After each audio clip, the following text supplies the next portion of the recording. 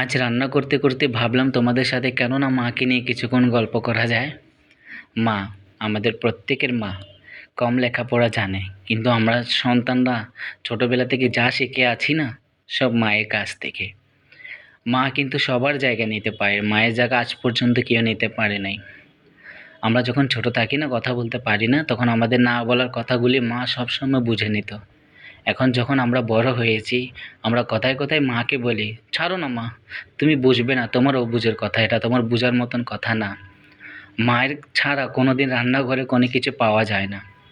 মা যতক্ষণ কাপড় কাচিয়ে যদি শুকিয়ে না দেয়, ততক্ষণ আমরা সন্তানরা পড়তে পারি না। মা যদি পকেটে খরচ না দেয়, তাহলে আমরা ঘুরতে যেতে পারি না। এই হলো মায়ের ভালোবাসা সন্তানের প্রতি।